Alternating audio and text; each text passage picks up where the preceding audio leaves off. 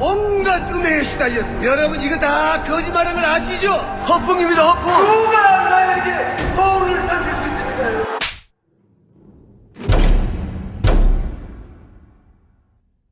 공부를 시키는 건지 감금을 시키는 건지 내쫓아진 애들도 있다. 유별난 책임감으로 가르치는 학원. 다들 집에 가면 공부는 안 하잖아요. 주신 게임 아카데미. 한 달 후 불만족 시 수강료를 전액 환불합니다.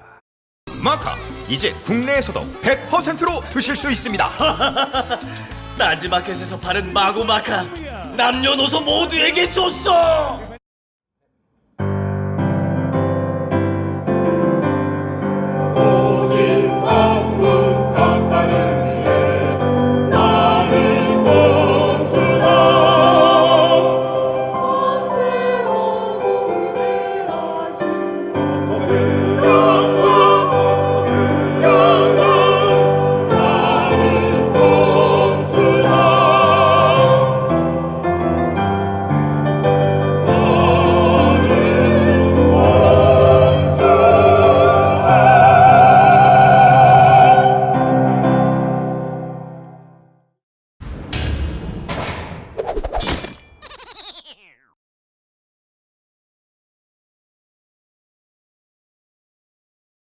자, 각하 배웅 한방송 다스베다 제16회 시작하겠습니다.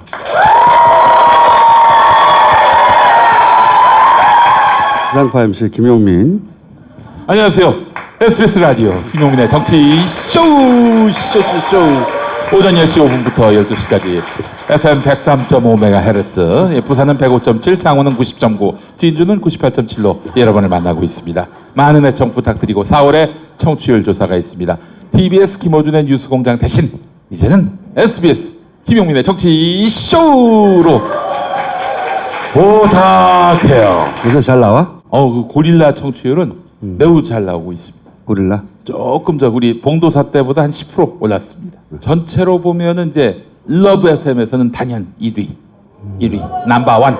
네. 대단히 감사합니다. 주진우 지금 삼성 잡으러 가서 다음 주부터 나올 거고요. 다스는 누구 겁니까? 사람들이 이게 우연히 나온 줄 알아요. 그렇지 않아요. 우리 각하는 특징이 엄청 복잡하게 해먹어요. 엄청나게. 그래서 잔돈 억 단위는 현금으로 받고, 그 다음에 단위가 커지면 해외에서 그 조세 피처의 페이퍼 컴퍼니가 반드시 등장합니다. 예. 복잡하게 봤거든요. 그 과정에 또 회사도 엄청 많이 등장해. 이름도 어렵고. 그래서 지난 몇 년간 항상 고민이었어요. 아무리 설명을 해도 금방 까먹어, 사람들이. 들을 때는 이해한 것 같은데 좀 이따 물어보면 잘 몰라. 그래서 어떤 시점에 단 하나의 키워드로 문장으로 각하를 보내야 되겠다. 오랜 시간 고민한 끝에 나온 카피입니다. 이게 다스 누굽니까가. 그 한 문장으로 간 거예요, 우리 각하가. 네. 자, 그럼 각하 성명. 여러분의 좀 많이 적폐 명박이가 우상급식을 받게 되었습니다. 그래서 저는 참담한 심정으로 이 자리에 섰습니다. 안타깝게도 우리 대한민국은 민생 경제가 나아지고 한반도를 둘러싼 안보 환경이 좋아지고 있습니다. 18조 같습니다.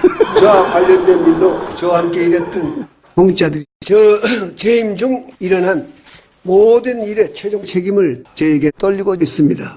저를 맞이하는 게 아닌가 하는 생각이 들었습니다. 모든 일의 최종 책임은 집사람에게 물어달라는 것이 저의 오늘의 입장입니다. 저에게 신뢰를 끼쳐드려서 대단히 죄송합니다. 저에게 미안하다는 말씀을 드립니다. 또한 저를 믿고 지지해 주신 분들이 전혀 없었습니다. 전직 대통령으로서 물론 하고 싶은 이야기도 많습니다만은 말을 아껴야 감옥에서 살아갈 날이 줄어들 것입니다. 제 구속이 세계 역사에서 마지막이 되었습니다. 다시 한번 저에게 죄송스럽다는 말씀을 드립니다. 야, 이 새끼야, 너 이름이 뭐지? 지훈을 새끼라고 명박이가 말씀드렸습니다. 내 이름은 뭐지? 이건 아무리 들어도 웃겨요.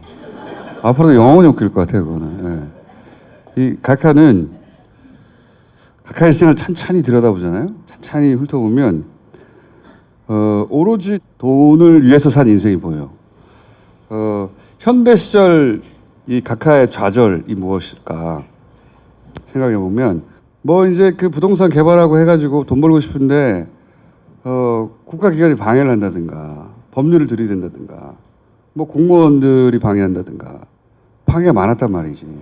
그때는 이제 싸바싸바 하거나 뇌물 주거나 언더테이블로 해먹은 경험 이게 머릿속에 있어요. 이거는 그렇게 돌파할 수 있다. 근데 그게 안 됐을 경우도 있었을 거 아니에요. 그 실패해서 벌 수도 있었던 돈이 날아갈 때 느꼈던 트라우마가 있어요. 이 양반한테.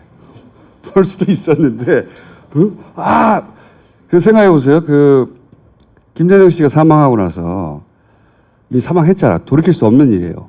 근데 그걸 돈을 따지고 있잖아.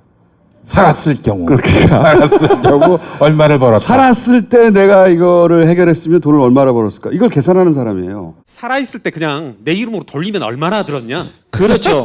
회계사한테 불러와가지고 야 아우 빡쳐 너 한번 만약에 죽기 전에 그냥 이거 괜히 이런 문제 발생하느니 상속 살아있을 때 때문에 그냥 여러 사람들이 내가 다 그냥 복잡하게. 징계받은 거 하면 세금 얼마야? 1,400억. 아무 의미 없는 계산인데 그걸 계산한다고. 그러니까 벌 수도 있었는데 벌지도 못한 돈에 대한 그 아쉬움 있잖아요. 트라우마가 엄청난 사람이에요. 그걸 벌 수 있었는데.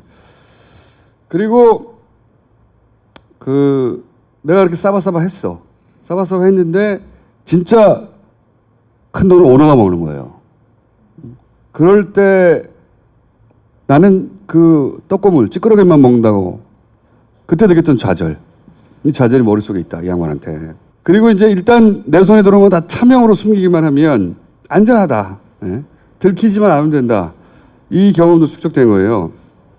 그래서 그런 방해가 없고 내가 오너가 되면 그리고 그걸 차명으로 잘 숨기기만 하면 무제한으로 해먹을 수 있다.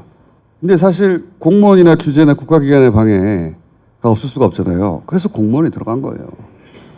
기본적으로. 본진을 털러 간 거고. 서울시장이 됐어. 근데 서울시장 우리 머리가 안 받쳐주네.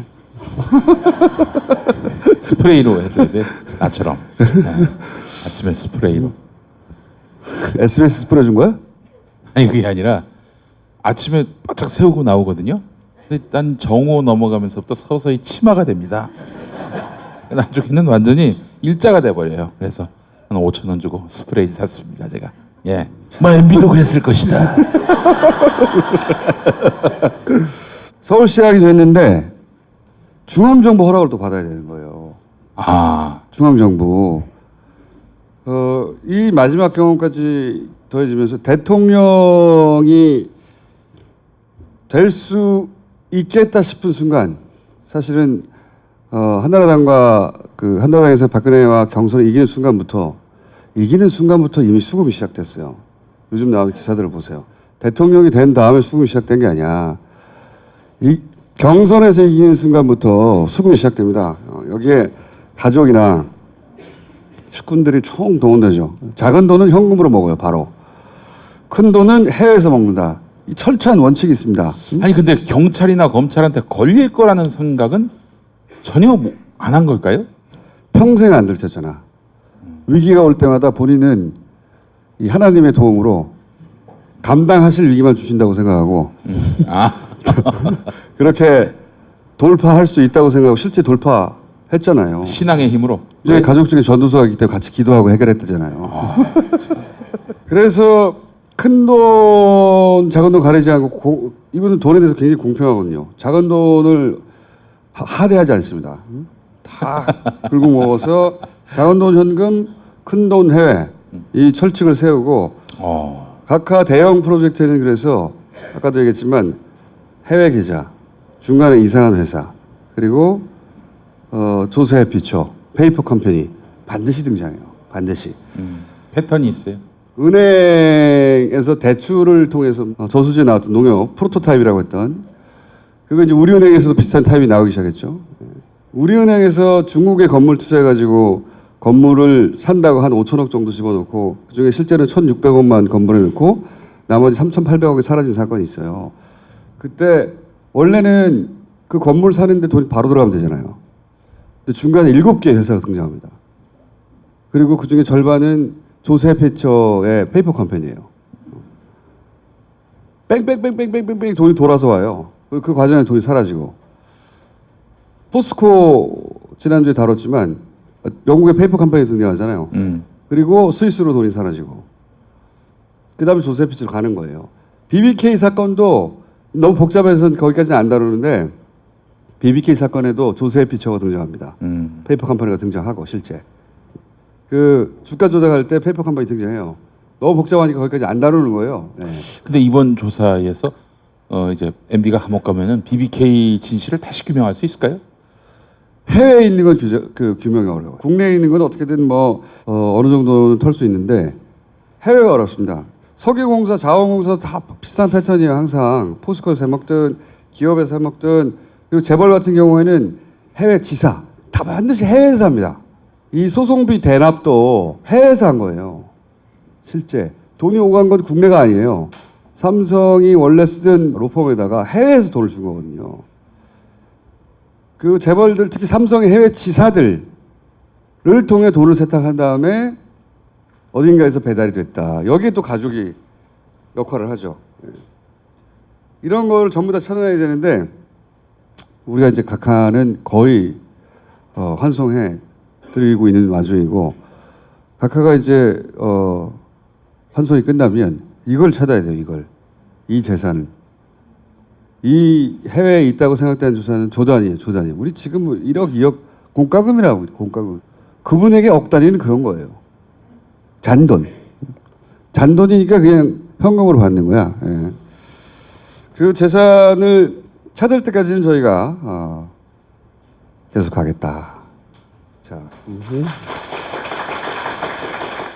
그 주진우가 이제 다음 주에 다시 나오니까 그 재산을 찾는 데 있어서 이제 중간에 큰 고리가 되는 이야기를 들고 오겠죠. 얼마나 들고 올지 모르겠는데 재밌는 얘기 하나 해드리면 관련 취재가 잘 되고 있었어. 잘 되고 있었는데 갑자기 뚝 모든 사람들이 그 연락을 끊고 만나주지 않는다고 합니다. 초반에는 취재를 잘 하다가 오랫동안 관계를 맺어온 여러 정보원들과 잘 만나 취재를 열심히 잘하다가 갑자기 끊어졌다. 어느 한순간에 아무도 만나주지 않으려고 하고 있다. 매우 신기한 경험을 들고 다음 주에 나올 겁니다. 예. 개헌 얘기. 앞으로 이제 개헌 얘기 굉장히 많이 나오거든요. 각하를 보내려면 우리가 파파이스 시절처럼 이제 광범위한 주제들을 다시 다루기 시작할 텐데 개헌 얘기를 잠깐만 짚고 오늘 본론으로 넘어갈게요. 지난주에도 얘기했지만 지방선거 때 개헌하자고 한 건 원래 자유한국당이에요. 원래. 그리고 그쪽에서 원래 대통령이 주도하는 개헌에 대해서 그렇게 해야 한다고 주장했던 것이에요. 싹 뒤집었잖아요. 그 이유는 뭐냐면 지난번에 얘기했듯이 이번 지방선거는 다음 정권을 어떻게 먹을까 그 그림을 그리는 그 터닝 포인트예요. 그쪽에는. 그러면서 보수가 개헌에 대해서 하는 얘기를 잘 들어보세요.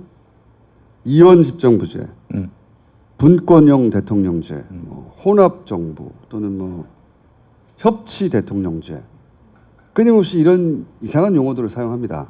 그러면서 좀 더 들어가면 대통령은 외치, 총리 내치 뭐 이런 얘기도 하고 원래 얘네들이 하고 싶은 것은 기본적으로는 영구 집권이죠. 일본처럼 되고 싶은 거예요. 자민당 맨날 먹잖아. 그걸 하고 싶은 거예요. 예. 그런데 우리나라 사람들은 대통령제에 대한 선호가 대단히 높아요. 내각제 하자는 말을 못하는 거예요. 그렇죠? 그래서 분권형 대통령제라고 붙이는 거예요. 실제로 원하는 건 그게 아니에요. 실제로 원하는 건 총리라고 쓰고 실제로는 대통령이라고 읽는 거예요. 걔네들은.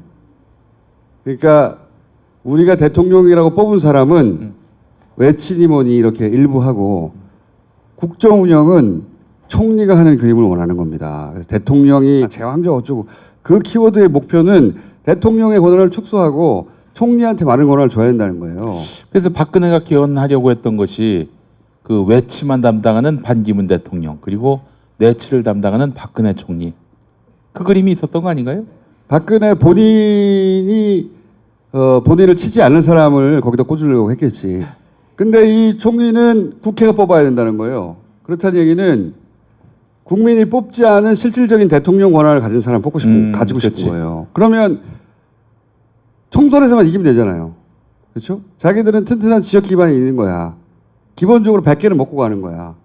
거기다가 조금 그 소위 이제 중도라고 하는 그림을 그린 다음에 자기 편으로 끌어들이면 언제나 총리를 먹는 거예요. 계속해서 끊임없이 일본식으로 그걸 원하는 거예요. 총리라고 쓰고 대통령 그 국민이 뽑지 않는 자기들이 선출하는 대통령 이렇게 읽어야 되는 겁니다. 목표는 아주 간단한 거예요. 복잡한 단어들이 이렇게 읽어줘야지 이 그림이 이해가는. 단어에 속으면 안 됩니다. 예. 국민의 지지를 폭넓게 받기 힘드니까 편법으로 국회에서 어떻게 이런저런 야합 타협으로 자기들이 이제 국가 권력을 먹으려고 했던 거죠. 지난 총선 때 끊임없이 노스트라다무스에서 얘기했던 거 있잖아요. 제3지대.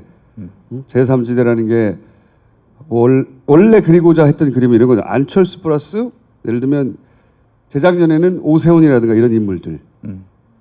그 이후로는 안철수 플러스 누구 혹은 반기문 플러스 누구 이렇게 1+1 패키지로 이기고 싶었던 거예요. 근데 김종희 씨도 있었다고 봐요. 추워도 없었을 것 같아. 제3지대라는 게 그런 거예요. 그걸 고스란히 아직도 유지하고 있는 겁니다. 이름을 바꿔서. 그러니까 이쪽의 목표는 1+1 패키지로 계속해서 자기들이 뽑는 대통령, 총리라고 쓰고 대통령을 만들어내는 권력 구조. 그걸 하려는 겁니다. 그걸 기본적으로. 지난 대선에서는 이 실패했죠. 우리 박근혜 각하 때문에. 땡큐. 실패 이 새끼들아. 지방선거가 지나면 보수가 이제 대개편을 시작할 거거든요. 예? 안철수가 호남을 벌이고 어중간한 중간에 간 이유가 이 중도 포지션을 잡고 있다가 그리고 자기보다 오른쪽에 있는 한 사람하고 1+1이 되려고 하는 거예요. 지금 안철수는 계속해서 자유한국당을 없어져야 한다고 말하잖아요. 그 이유가 있어요. 실제로 없어질 거거든요. 없어진다는 것은 당이 이름이 바뀌고 형태가 바뀐다는 거지 사람들이 없어진다는 얘기가 아니거든요. 그때 자기가 그 일을 해냈다고 말하고 싶은 거죠. 그럼 혼자 그 그림을 만들어낼 수 있나? 없거든. 저쪽 보수의 코아도 그런 그림을 그리고 있다는 거예요.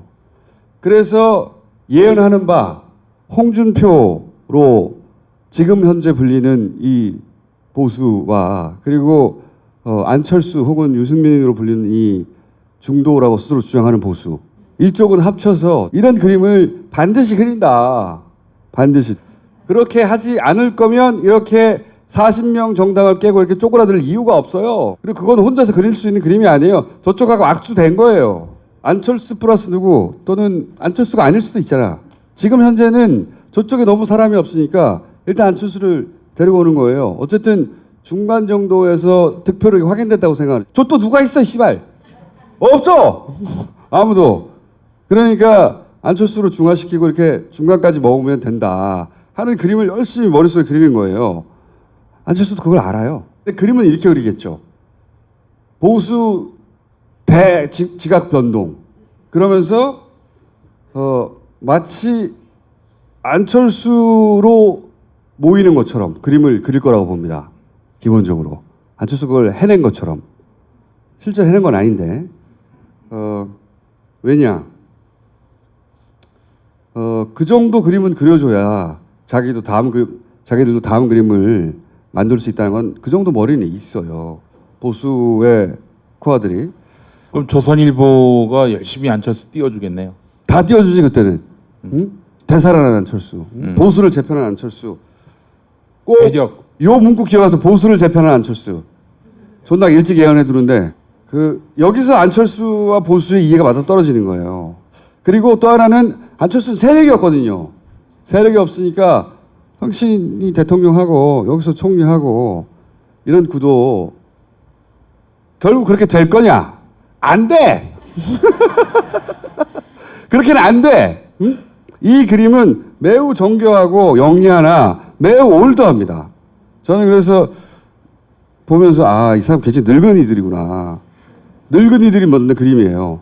이건 전형적인 과거에 이 공작적 마인드를 가진 엘리트들이 그린 그림이거든요. 자기들이 판을 다 그릴 수 있다고 하는 사람들 많이 생각해낼 수 있는 거예요. 그게 나한테 들킬 뿐. 근데 이게 왜 안 되냐? 대한민국의 이제 평균적인 그 정치적 각성 수준이 세계 최고 수준에 이르렀어요. 실제 잘 생각해 보세요.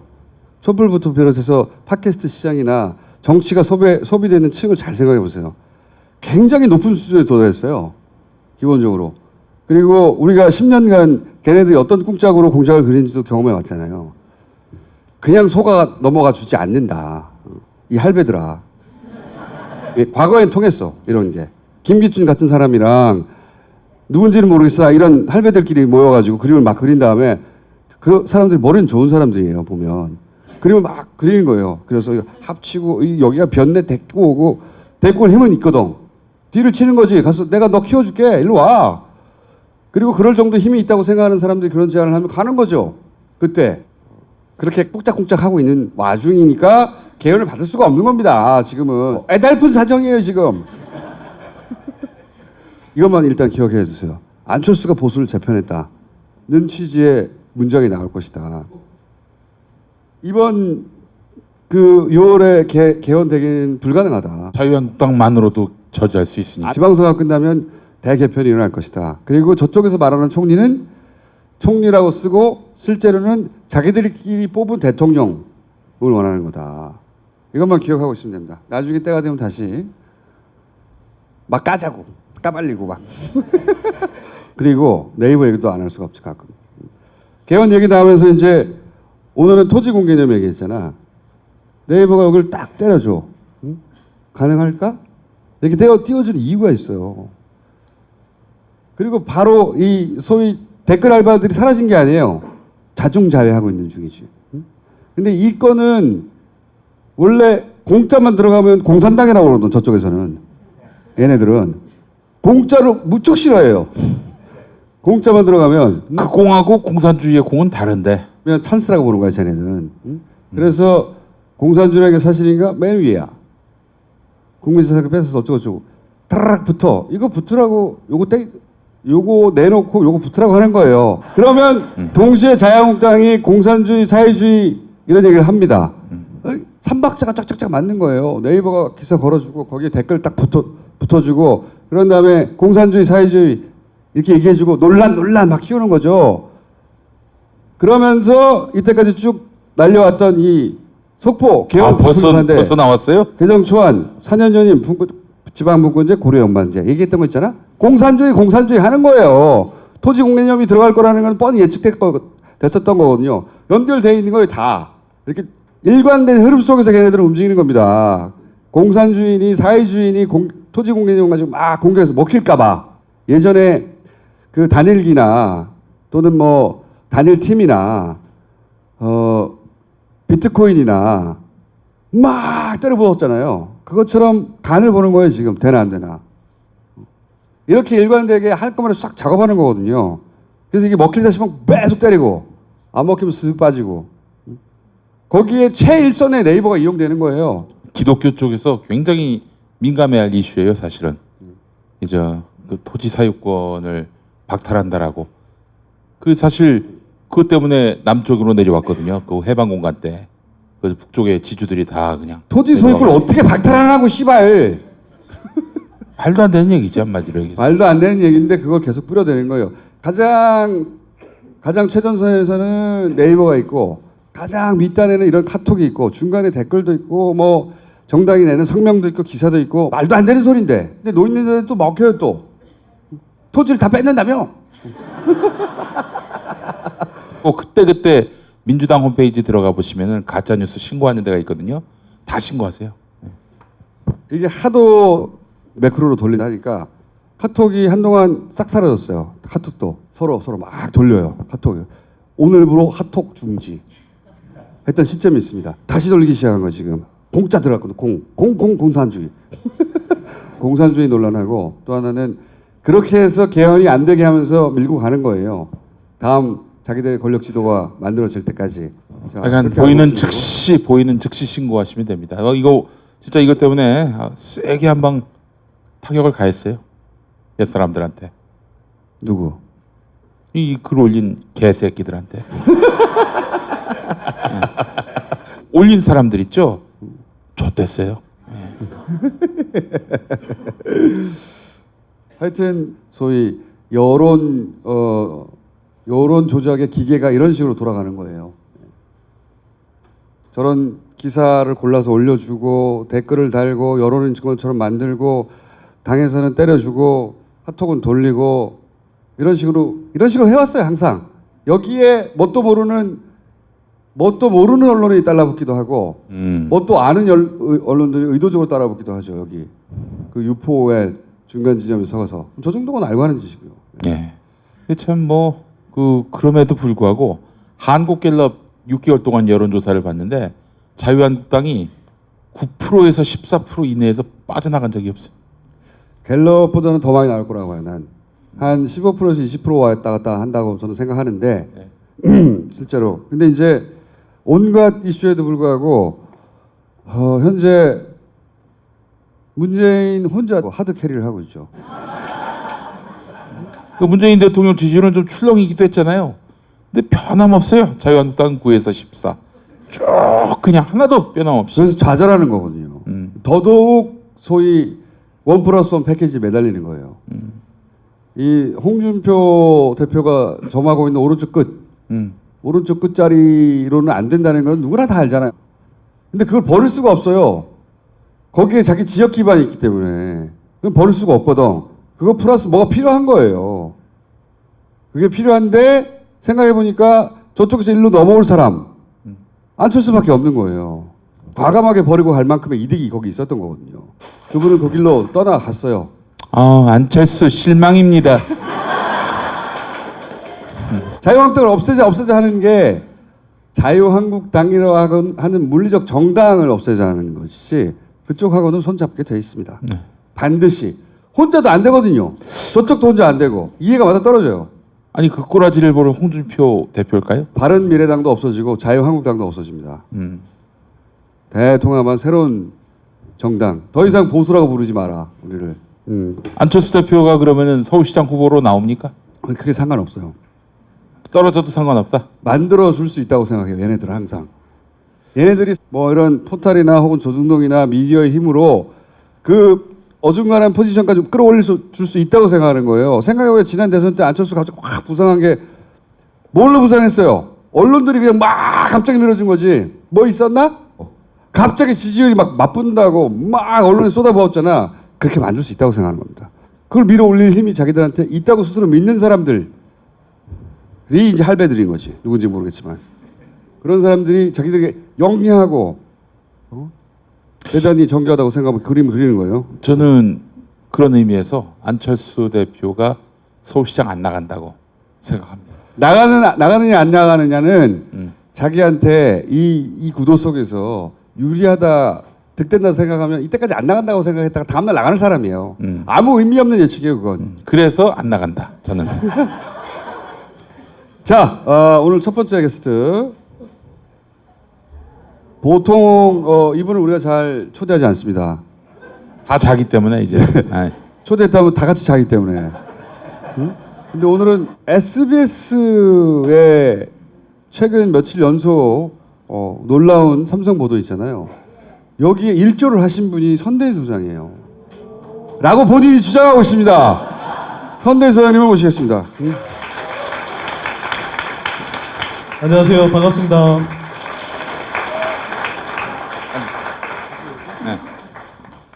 잠깐 SBS 칭찬 좀 하고요. 네. 보통 스브스라고 불렀잖아요.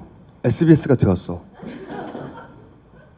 세상이 정상이 되니까 SBS가 세상에 이런 보도를 다 하다니 깜짝 놀랐어요. 난 진짜. 이거는 JTBC가 지난 탄핵 정국에서 날아다닐 때 그리고 MBC가 과거에 폼이 제일 좋았을 때 그 이상의 역작, 그 이상의 고퀄리티.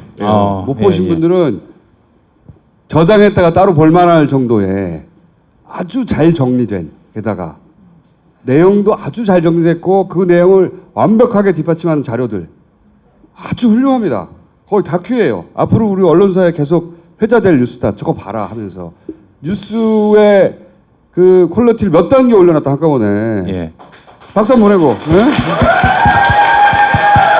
제가 SBS 라디오 대표 간판 시사 프로그램 진행자 아니겠습니까? 제가 그래서 SBS 내부의 사정을 쭉 들어봤는데 네. 일단 고위층에서 총대를 맸습니다. 끝까지 가라. 끝까지 가라. 이거는 내가 책임지겠다. 얼마나 고위층이야? 예? 부장 이 정도 되는 거 아니야? 아니, 그런 정도 아니에요. 예. 이 형식으로나 내용으로나 제가 보기에는 기존 형식적으로도 20분 동안 8곡집. 한 주제로 파고들어오는 게 없었어요. 생각해 보시면 그것도 이틀 연속으로 오늘도 한다면서. 오늘도 한다고 그래요. 걸었어 지금. 굉장히 대범한 과감한 실험이기도 하고 승부수이기도 하고요. 네. 진짜 박수를 받아야 된다고. 내 SBS 뉴스보다 박수 친 적 없거든요. 스부스 씨발 그러면서. 때로는 시브랄이라고 불리도 했었어요. 그러니까 하다 많은. 네. 그러니까 이거 100짜리 효과를 낼 수 있는 뉴스인데 어떻게 이렇게 70으로 낼 수 있지? 대단한 재능인데? 손석희한테 갔으면 100짜리가 될 뉴스가 여기서는 이야 이걸 들고 70으로 만들 수도 있네? 항상 이렇게 생각해 왔어요. 약간 발을 뒤로 빼고 항상. 네. 이번엔 다 걸었어. 다 걸었다고 봐도 좋을 정도의 네. 대단한 승부수고요. 만약에 이재용 부회장이 그 대법원에서 파기환송돼서 네. 다시 법정에 서서 네. 재판을 받고 수감된다면 SBS 공이 그 중에 몇 프로 들어가 있다. 그 정도라고 봅니다. 박수. 그런데 거기에 선대인 소장님이 한 3% 정도 기여했다고. 3%보다는 좀 더 된다, 솔직히. 잠깐만. 근데 내가 또 이 포탈을 뭐라고 하지 않을 수 없는 게 SBS 내용을 받았어야 될 거 아니에요. 언론들이. 근데 씨발 내가 SBS를 극찬한 걸 받아 쓰고 있어. 이게 연예 뉴스야. 이게 말도 안 되는 거예요. 너 얼마나 코미디예요. SBS가 이런 대단한 내용을 보도했다고 막 받아 쓰거나 깔려야 되는데 그건 없고 김어준 극찬. 연예면 딸랑 이게 정상이 아닌 거예요. 삼성을 건드리니까. 아니 어떻게 그 실검에 전혀 그 단어를 볼 수가 없지? 검색해서 찾기도 어려워요. SBS 뉴스. 이 그러니까 뉴스를. 제가 봐도 좀 이상한 게 청수가 좀이 아니라 졸라게 이상하죠. 졸라 이상하죠. 개 빡치게 이상했어. 개빡치네. 하여튼 화날 때 주로 비공식적으로 쓰는 용어가 뭐예요 그러면? 그 정도? 소심하게. 그 정도밖에 안 해요? 예.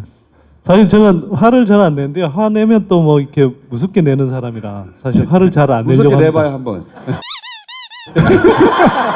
자 오늘 나오신 얘기는 그래서 SBS가 훌륭하게 담아냈으나 본인이 꼭 추가적으로 짚고 싶은 부분이 있다. 아니 실제로 예전에 파파이스를 보더라도 그때 처음 이 삼성물산하고 제일모직 합병 과정에서 수상한 그런 자료 조작이 있어 보인다라고 이야기를 했었어요. 그게 출발점이에요, 사실은. 이 요즘 나오는 뉴스 과거에 안 다룬 적 없어. 다 다뤘어 다. 이걸 최초로 다룬 사람이 바로 저잖아요. 선대인 씨다. 아. 아니 파파이스 나와서 2015년 6월에 재미없다고 하는 사람을 안 부른다 그래서 청수를 설득해서 아무리 재미없어도 이건 꼭 다뤄야 된다. 그래서 팟캐스트 최초로 진짜 다뤘어요 그때. 심지어 그리고 삼성물산 합병권이 정말 맞아요. 이상한. 심지어 선대인 소장이 그때 이제 방송을 마쳤던 나는 꼽살이다를 이 문제 때문에라도 우리가 다시 부활시켜야 된다라고 해서 나는 꼽살이다 시즌 3가 시작이 됐었어요. 이것 때문에. 나는 꼽살이다. 네. 네, 그랬었네요. 예, 그랬죠. 네, 네. 아무도 안 들었지. 어떻게 알았지? 최초의 제보자가 근데 그냥 일반인이라면서요. 이런 거죠. 뭐 사실은 이제 제가 그 용인시장 선거에 이제 좀 출마하려고 이제 여러 가지 준비를 하는 도중에 하나가 용인에서 이제 제일 큰 사업체가 사실은 이제 그러니까 삼성 에브랜드인 거죠. 그래서 삼성이 용인에 세금을 제대로 내고 있나 이걸 한번 좀 따져보고 싶었어요. 그래서 이제 에버랜드 땅의 이제 공시지가라는 것은 사실 재산세를 낼 때 기준점이 되는 거거든요. 그래서 이걸 제대로 내고 있는지를 확인하기 위해서는 공시지가가 얼마나 잡혀 있는지 이걸 이제 좀 확인해 보고 싶었던 거예요. 그러니까 그 의문을 최초로 가진 사람이 선대인 소장이었다. 예, 그래서 이제 이걸 제가 이제 고민을 하던 차에 이걸 제가 이제 선거 운동을 하는 과정에서 제가 일일이 다 살펴볼 수가 없잖아요. 근데 이제 저희 연구소 회원 중에 한 분이 이 작업을 예전에 비슷하게 한번 해본 적이 있다. 이렇게. 그런 그래서 이제 분들 그분하고 있잖아요. 같이 아무도 안 하고. 시켰는데 세금 들여다보는 사람 있잖아. 숫자 변태들. 예. 이분은 공지시가 변태였던 거예요. 그래서 예전 취미 삼아서 이런 걸 다 해봤다는 거야. 오랫동안 괜히 막 뒤져보고 그런 분이 있었다는 거 아니에요, 회원 중에. 뭐 그랬던 셈이죠. 그래서 이제 이분하고 이걸 이제 공시지가를 한번 정리를 해봤는데 애초에 생각했던 거하고 굉장히 좀 다른 흐름이 나타난 거예요. 그러니까 제가 이제 가정하고 있었던 건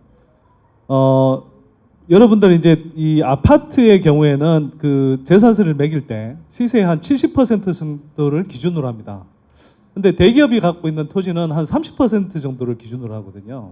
그래서 되게 낮게 책정돼 있을 거다 이렇게 봤는데 그게 2014년까지는 맞아요. 굉장히 낮게 억눌려져 있었어요. 세금 덜 내려고. 근데 2015년에 갑자기 이게 공시지가가 폭등을 하는 겁니다. 몇 배로 뛰죠. 네. 네. 수직 상승을 하는. 네. 그래서 전체적으로 2014년 대비해서 2015년에 에버랜드 땅값이 한 60% 이상 올라가 버립니다. 하하. 네. 더군다나 재벌은 그렇게 뛸 것 같으면 그걸 억누를 수 있는 힘이 있거든요. 세금 덜 내려고. 근데 내버려 둔 거야. 내버려 뒀는지 자기들이 했는지 의심하게 된 거죠. 네. 이게 주변 땅하고 비교를 해봤어요. 주변 땅하고 비교를 해봤는데 주변 땅은 전혀 변동이 없어요. 이게 보통 공시지가가 이렇게 올라가면 여러분들도 이제 재산세 낼 때 아마 그런 느낌을 가지실 텐데 주택의 공시 가격도 점진적으로 이렇게 한 해 몇 %씩 올라가거든요. 근데 주변 땅도 다 그래요. 근데 에버랜드 땅만 갑자기 폭등을 하더라는 거죠. 그러니까 지금 저기 도표에서 보듯이 지도에서 보듯이 2014년까지는 이른바 삼성 에버랜드 땅의 이제 공시지가를 정하는 표준이 되는 땅이 하나 있어요. 그걸 이제 표준지라고 하는데 표준이 되는 땅이라는 거죠. 표준지의 공시지가가 여기 빨간색으로 되어 있는 것처럼 85,000원이었어요. 요거 하나로 380만 평. 380만 평 상상이 잘 안 되시죠? 여의도 면적의 4.4배고요. 웬만한 구의 한 절반 정도에 해당하는 어마어마한 면적이죠. 이게 단 하나의 표준지의 공시지가로 정해졌었어요. 그게 기준이 85,000원. 근데 85,000원 한번 생각해 보세요. 이게 평당으로 따지면 한 20몇만 원이라는 건데 에버랜드처럼 그렇게 장사 잘 되는 땅이 평당 20몇만 원밖에 안 된다? 말이 안 되는 거죠. 그래서 이제 2014년까지는 정말 삼성 에버랜드 땅이 말도 안 되게 낮게 억눌러져 왔던 거죠. 제가 보기에는 재산세를 적게 낼 수 있도록. 근데 2015년이 되면 이 표준지를 갑자기 세분화한다는 이유로 7개 정도를 나눠서 최고 한 40만 원까지 올려버립니다. 네, 85,000원 하던 걸. 그래서 전체적으로 땅값은 2014년 대비해서 한 60%가 한 해 만에 뛰어버립니다. 예. 이게 시점이 또 이상한 거예요. 그래서 시점이 왜 하필이면 2015년에 이렇게 확 뛰었나? 2014년에 이건희 회장이 쓰러집니다. 2014년 5월에요. 그리고 이재용 회장이 그때쯤 이제 이 승계하는 작업에 그 전면에 나서게 됩니다. 그러니까 갑자기 아빠가 쓰러져가지고 갑자기 승계를 해야 되는 상황이 그렇죠. 된 거죠. 승계 작업이 이제 예정했던 것보다 굉장히 이제 빨라져야 되는 상황이 된 거죠. 그래서 이제 이때부터 약간 좀 복잡해지지만 좀 설명이 필요한 부분이 있습니다. 복잡하게 하지 마시고요. 복잡한 사안을 최대한 좀 간단하게. 거꾸로잖아. 뭐 소장님 간단한 사람을 복잡하게 하잖아. 제가 복잡하게 할 테니까 청수가 다시 간단하게 정리해줘요. 자, 삼성 에버랜드라는 기업은 삼성에 있어서는 굉장히 중요한 기업입니다. 덩치는 원래 작지만 왜? 삼성 이건희 회장 일가가 삼성그룹 전체에 대해서 갖고 있는 지배력은 굉장히 낮아요. 지분 가치가 예를 들어 삼성전자 같으면 3%도 안 되고 막 그런 식이거든요. 근데 돈은 삼성전자 같은 데서 다 벌잖아요. 그러니까 이걸 지배를 해야 되겠는데 지배를 어떻게 하느냐? 삼성 에버랜드라는 회사를 자기네들 일가 지분으로 다 채웁니다. 그러니까 이건희, 이재용 3남매 그 아들 딸 이서현, 3남매. 이부진. 그렇죠. 이 사람들 지분을 굉장히 많이 높여줘요. 그게 이제 90년대 초반에 이 승계 작업을 시작하면서 했던 작업이고요. 그렇게 해서 에버랜드는 가족 회사로 만들어 놓습니다. 그런데 이 회사를 2014년 말에 제일모직이라는 회사하고 합병을 시킵니다. 근데 합병을 시키는데 삼성 에버랜드, 원래 에버랜드 쪽에 굉장히 유리하게 합병을 해서 사실상 에버랜드가 제일모직을 집어삼키는 식으로 합병을 해버립니다. 그런데 에버랜드가 이제 제일모직으로 합병을 하면서 이름은 제일모직 걸 갖다 쓴 거예요. 제가 볼 때는 이름 세탁을 하고 싶었던 것 같아요. 아니 근데 옷 네. 만드는 회사가 놀이공원하고 무슨 상관이 있죠? 그러니까 말도 안 되는 말해잖아. 이제 지금 상황이 이름 된 거죠. 세탁한 거라고. 네. 아 그 양털이 있어가지고 그 여기 에버랜드에 양이 있거든요. 예, 엄청나게 양이 몇 마리 있긴 한 것 같은데. 털이 얼굴에 확 묻어 그냥 얼마나 큰 털이 깊은지. 자, 그런데 여기서 이제 끝나는 게 아니고 아 사파리 그 사자도 털이 많아요. 여기서 이제 끝나는 게 아니라 최종 목표는 제일모직, 그러니까 원래 에버랜드가 핵심이었던 제일모직으로 둔갑한 상태에서 제일모직 털모자. 이걸 예전에 우리 이제 그 삼성 레미안 아파트 짓는 삼성 물산하고 또 합병을 시킵니다. 그게 2015년 7월에 이제 불거졌던 문제고요. 그게 이제 제가 그 파파이스 때 나와서 이제 이게 그 앞으로 굉장히 큰 분수령이 될 뭐 사안이 된다 이렇게 이제 말씀을 드렸는데, 자 이제 삼성물산하고 이제 합병을 앞두고 있는 거예요. 그러면 이 제일모직이 이건희, 이재용 일가의 지분이 굉장히 높아져 있는 상태죠. 그러면 다시 삼성물산을 사실상 집어삼키는 합병을 추진합니다. 이게 이제 본질이에요. 그래서 원래는 자산 가치, 매출, 영업이익 모든 측면에서 삼성물산이 제일모직보다 한 3배 정도는 더 가치가 있는 회사입니다. 근데 이걸 정반대로 뒤집어 버리죠. 삼성물산은 가치를 떨어뜨리고 제일모직의 가치는 확 높여버립니다. 왜냐하면 이재용의 지분은 제일모직에 다 있으니까요. 그러니까 에버랜드로 출발했잖아요. 그러니까 삼성 지분의 온갖 뭐 이런 가치나 뭐 여러 가지 저 뭐 자산 같은 것들을 그 똥값으로 만들어 버리는 게 제일모직하고 대등하게 만들기 위해서. 그렇죠. 그래서 실제로는 삼성물산이 한 3배쯤 가치 있는 회사인데 저 삼성 쪽에서 이제 합병을 추진할 때는 거꾸로 제일모직이 삼성물산보다 한 3배쯤 가치 있는 회사로 만드는 작업을 합니다. 그렇죠. 네. 그래서 삼성물산의 경우는 진짜 희한한 짓을 해요. 막 서울 강남의 노른자의 재건축 아파트에서 아 우리 제발 그 삼성물산 삼성 레미안 아파트로 짓고 싶어요 막 이러는데 삼성물산이 우리 안 지을래요. 공사를 맡겨달라고 그러는데 맡아달라고 그러는데 우리 안 지을래요 막 이러면서 수주를 안 해요. 예전 같으면 의도적으로. 어떻게든 수주하려고 그러니까. 필요했을 텐데. 실적을 줄이는 거죠. 네. 그래서 매출 떨어뜨리고 영업이익 떨어뜨리고 그래서 주가가 떨어져요. 당시에 이제 박근혜 정부가 막 부동산 미친 부동산 정책을 쓰면서 건설업체들 막 이 수주 잔고가 늘어나면서 막 주가가 날아갈 텐데 삼성물산만 유독 떨어져요. 자 이제 삼성물산은 그렇게 가치를 떨어뜨리는데 제일모직은 그러면 가치를 올려줘야 되잖아요. 근데 제일모직은 아까 이야기했다시피 뭐 옷 만들던 회사, 패션 회사, 그 다음에 예전 삼성 에버랜드에 이제 그 에버랜드 이런 건데 그게 갑자기 좋아질 일이 뭐가 있겠어요? 없죠. 그러면 자산 가치를 높여주는 방식이 있을 수 있습니다. 지금까지 에버랜드 땅이 굉장히 낮게 잡혀 있었잖아요. 그렇죠. 그러면 이게 실제로 자산 가치가 엄청나다라는 이야기를 스토리를 만들어내야 되는데 그렇게 하기 위해서 어떻게 하느냐? 제가 볼 때는 공시지가를 올리는 작업이 필요했다. 이게 복잡하게 생각할 게 없어요. 아빠가 제가 항상 하는 얘기지만 아빠가 아들한테 회사를 물려주고 싶은 거야. 세금을 내기 싫은 거예요. 여기서 출발한 거예요, 전부 다. 그냥 세금 내고 깔끔하게 처리했으면 이런 일이 안 벌어져요. 20년째 이 짓을 하고 있는 거거든요. 네. 근데 아빠가 갑자기 쓰러진 거예요. 갑자기. 갑자기 쓰러지니까 이제 아들이 물려받아야 되잖아. 모든 걸. 물려받아야 되는데 아들 재산은 에버랜드에 묶어놨거든요. 아들 재산을. 근데 삼성은 삼성전자를 먹어야지 지배를 할 수 있거든요. 근데 아들의 삼성전자 지분이 너무 작아요. 그러니까 지금 말씀하신 대로 뭘 하기 시작했냐면 우선은 에버랜드를 변장을 시키지. 제일모직으로. 네. 여기까지만 해놨었는데 갑자기 제일모직 아버지가 쓰러졌잖아. 삼성전자를 지배해야 돼. 큰일 났어. 제일모직을 상장을 해요. 돈을 막 끌어모아. 돈을 끌어모고 지금 말씀하신 대로 그 삼성물산을 합병을 해야 돼요. 왜? 삼성물산을 통해서 삼성전자를 또 지배해야 되거든.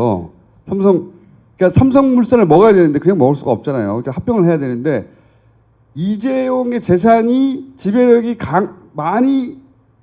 많도록 해야 되잖아요. 원래는 제일모직이 훨씬 작아요. 삼성물산보다. 3분의 1밖에 안 돼. 근데 이걸 3배로 큰 회사를 만들어야 돼. 만들어야 되니까 삼성물산을 막 영업을 못하게 만들고 그리고 제일모직은 갑자기 에버랜드 땅값을 막 올리는 거야. 재산 많다고 만들려고. 그렇지. 그러다가 갑자기 공시지가 막 뛰기 시작한 거예요. 그거에 그거. 복잡한 게 아니라. 그렇죠. 갑자기 이게 나는 왜 불렀어 근데?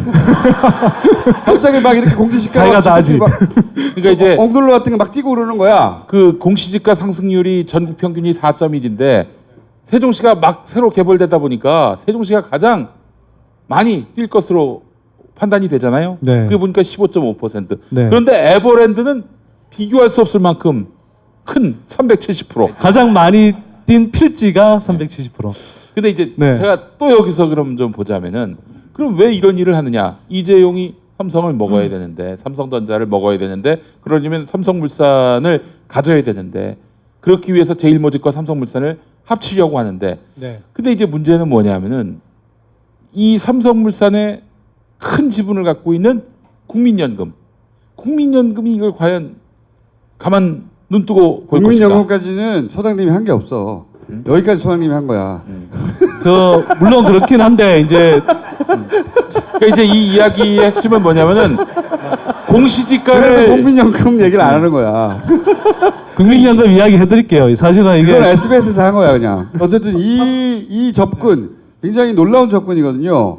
그러니까 요 앞에 다른 이야기들 제일모직하고 삼성물산이 합병할 때 삼성물산의 가치는 억지로 떨어뜨리고 제일모직의 가치는 억지로 끌어올렸다. 이런 얘기를 많이 했어요. 많이 했는데 그거를 에버랜드의 땅값을 조절해 가며 이 역사가 오래됐잖아. 아주 옛날까지 갈 수가 있는 거예요. 옛날에 땅값을 어떻게 억지로 끌어내렸는가. 끌어내리거든요. 이재용이 소유하기 시작하면서부터 땅값을 확 끌어내려요. 세금 덜 내려고. 그런데 이렇게 회사를 이제 먹어야 되잖아. 삼성물산하고. 그러면 그 제일모직이 같이 올라가야 되니까 땅값을 확 끌어올린다고. 이 관점에서 이 사안을 들여다본 최초, 유일, 그리고 굉장히 놀라운 발상이에요. 이렇게 접근해가지고 이 문제를 푼 거는 처음이에요. 그렇습니다. 굉장히 기발한 접근이에요. 기발한 접근. 물론 스스로 처음부터 그렇게 생각해낸 게 아니라 나중에 발굴해낸 거긴 하지만 이렇게 접근해서 푸니까 너무 일목요연하게 이해가 되는 거죠. 왜 땅값을 끌어내렸냐? 왜 땅값을 끌어올렸냐? 땅값을 끌어올린 증거는 이미 다 남아있어. 공식적인 행위이기 때문에. 빠져나갈 수가 없는 거예요. 완벽하게. 이때까지 말로 하던 거를 공시지가 하나 가지고 다 풀어낸 거예요. 매우 훌륭한 접근. 박수!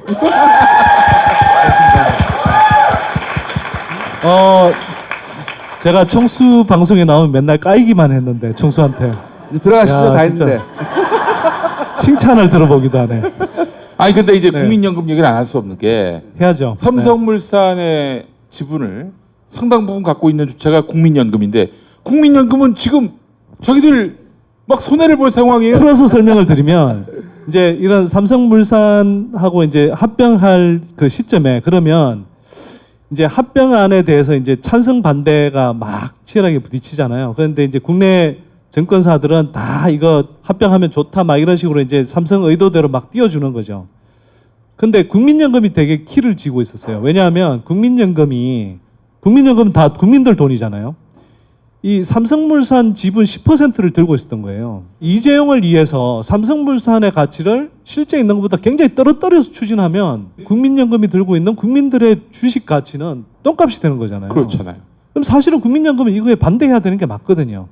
근데 박근혜 청와대에서 이제 이걸 국민연금에 압력을 행사해서 계속 이제 이걸 찬성해 주라 한 건데 국민연금도 그렇게 찬성하는 명분을 만들기 위해서 뭘 하냐?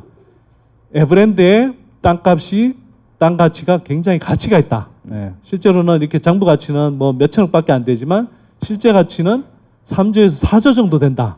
막 이런 식으로 이제 부풀리는 작업을 실제로 한 거죠. 삼성물산이 손해 볼 만한 보고서를 만들어냈다는 얘기죠. 그렇죠. 삼성물산 사장이면 이 합병을 하는 데 있어서 삼성물산 가치가 더 높게 평가받도록 막 해야 되잖아요. 아, 제일모직이 부동산 가치가 충분히 반영이 안 됐다. 에버랜드. 저거 충분히 반영시키면 제일모직 가치가 더 올라간다. 이런 식의 이야기를 해요.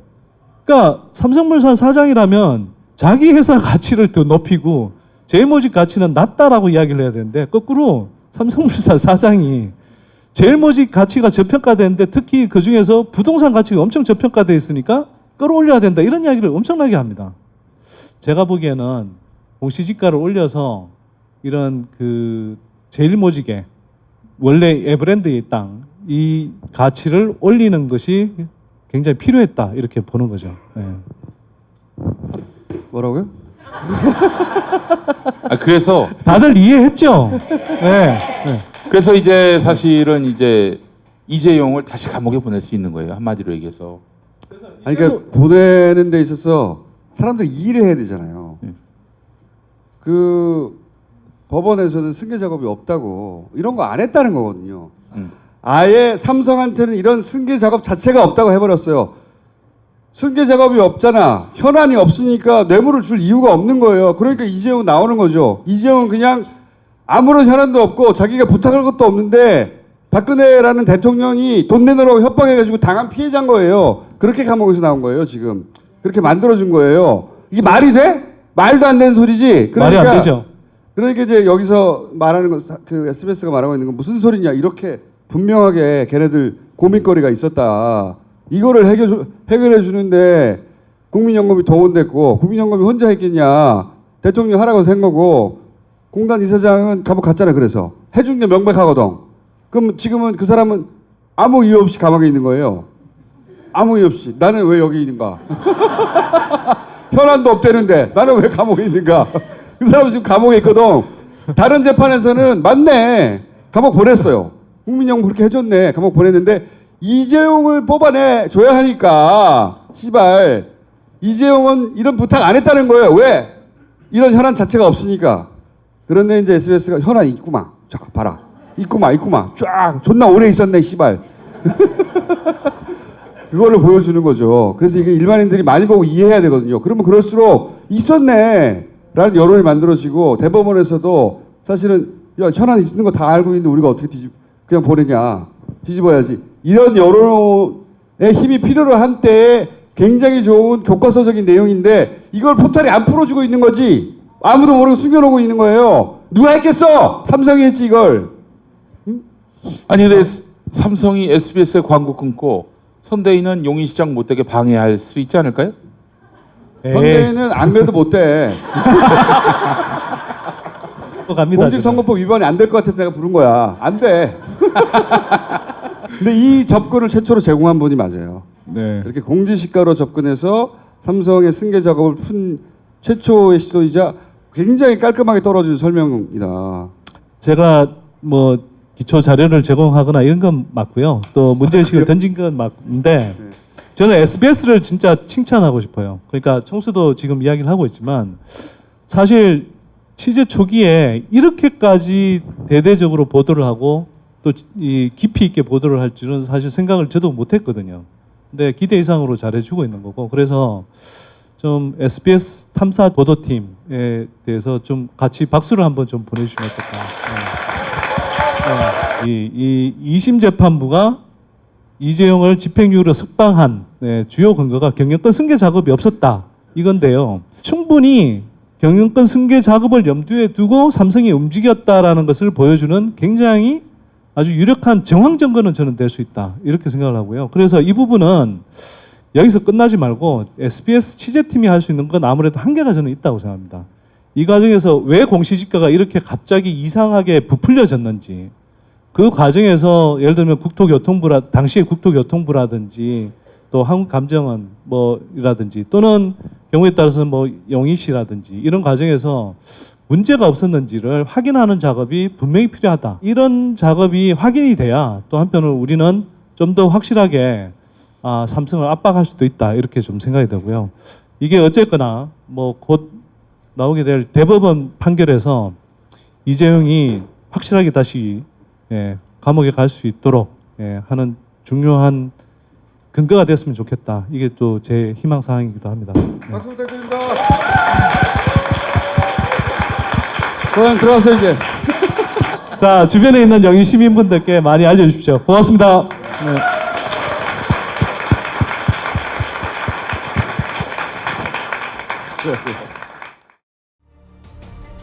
주지가 몇 개냐? 뭐? 뽀줄이다 닦아줄게. 난 딴지에서 최저가로 팔아. PP의 시간이 돌아왔습니다. 자, 게임 개발자를 꿈꾸는 분 계십니까? 게임 개발자가 되려면 뭘 어떻게 해야 하는지, 자격증이 있는 건지, 면허증이 있는 건지 궁금하시죠? 주변에 게임 개발자가 되고 싶어하는 친구나 혹은 가족이 있으신 분들 반드시 딴지마켓에서 주신 게임 아카데미를 검색해 보시기 바라겠습니다. 주신 게임 아카데미는 면밀한 면담을 통해서 원생을 가려봤습니다. 의욕이 없거나 적성에 맞지 않는 원생은 환불 후에 집에 돌려보냅니다. 원생들의 자율학습을 위해서 365일 내내 컴퓨터실을 개방합니다. 기획이니 디자인이니 다 필요 없고 오직 게임 개발에만 집중합니다. 게임 개발사의 인사 담당자가 먼저 면접 인원을 찾는 곳이 바로 이 주신 게임 아카데미입니다. 자, 수료 과정이 끝나도 취업이 될 때까지 책임지는 곳입니다. 딴지일보 기자가 가서 현장 검증 마쳤습니다.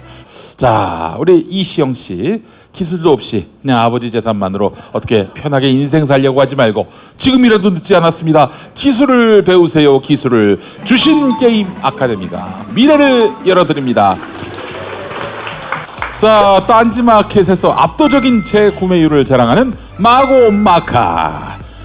카카만 있는 것이 아니라 마카가 있다. 마카. 네, 페루의 산삼으로 불리는 마고 마카. 예, 정말 좋은 품질의 마카만 공급합니다. 인삼과는 다르게 그냥 드셔도 쓰지 않습니다. 네, 달리 페루 산삼이 아닙니다. 자, 모든 저처럼 잘 드시는 분에게도 또 김어준 총수처럼 고기 편식하는 분에게도 모두에게 좋습니다. 마약 좋아하시는 어떤 분, 젊어서 마약을 하면 어떡합니까? 마약 대신에 마카를 권합니다. 딴지 마켓에서 팔고 있습니다. 14년 동안 마카만 생각한 회사가 만듭니다. 페루비안 네이처의 마고 마카. 이거 정말 전설의 누룽 현미를 할 만하구나. 엠푸드 누룽 현미. 지금 딴지마켓으로 오시면 전설의 누룽 현미를 맛보실 수 있습니다. 가볍게 한잔 하시죠. 나 차 가져왔는데. 아예 착한 콜 대리운전이 있잖아요. 착한 콜? 딴지가 기부 내역을 검증한 착한 콜 1800-9998 대리운전도 믿고 맡기세요. 요즘 핫한 서비스인 팟캐스트. 누구나 팟캐스트를 만들고 들을 수 있는 파티를 소개합니다. 그럼 나만의 방송국을 만들어 볼까요? 먼저 파티 앱을 다운받고 방송국 만들기 버튼을 클릭. 이후 개설하기만 누르면 끝. 정말 간단하죠? 이제 멋지게 편집된 방송을 올려볼까요? 각 항목의 정보를 입력한 후 올리기만 누르면 간편하게 완료. 나만의 스튜디오 파티. 지금 만나보세요.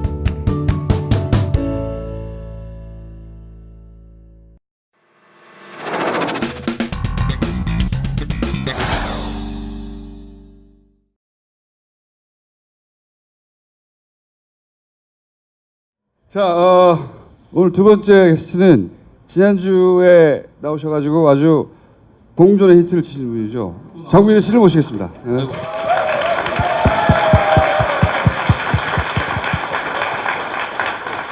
지난주는 뭐 그야말로 포스코 그리고 안철수, 뭐 이 정도로 끝났습니다, 사실은. 네. 그분의 재료는 포스코 안에 더 무궁무진하게 많이 있습니다. 저는 이제 큰 것만 살짝 보여드린 거고요. 혹시 이런 다스베이더 같은 이 음습한 팟캐스트에 나오신 이후 주변에 연락은 받지 못하셨어요?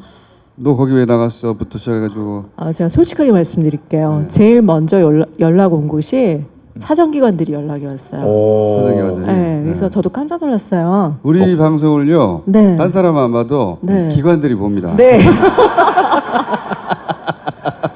기관들이 봐요. 저도 깜짝 놀라가지고 아니 이걸 보시냐 그랬더니 그 사정기관에서 정보하는 사람들 치고 이 방송을 안 보는 사람이 없다. 다 본다. 그러니까 정보의 보고거든요. 네. 아니 그러면 내가 이렇게 하고 웃지마 진짜야. 진짜예요, 진짜예요. 최고급 정보야. 아니 그러면 내가 야이 이거 다 봤을 거 아니야 그건. 큰일 난다 이거. 야, 너는 혹여라도 예. 혹여라도 다음 생에라도 출마하면 다 걸려. 첫 연락 온 곳은 제가 좀 말씀드리긴 뭐한데 모든 정보가 보이는 곳에서 연락이 왔고. 그래서- 흥신소. 네. 흥신소. 국가공인 흥신소. 흥신소. 예.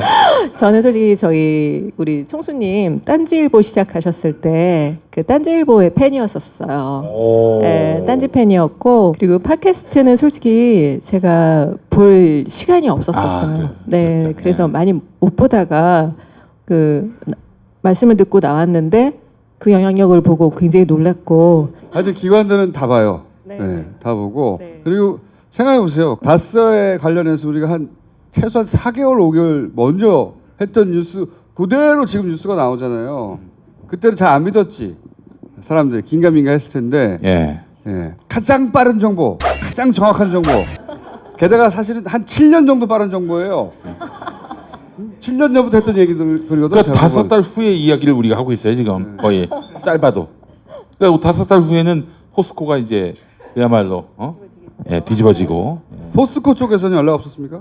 포스코 안팎의 분들이 연락이 많이 오시죠. 예, 뭐 밖에 있는 분들, 안에 계신 분들은 뭐라 그래요?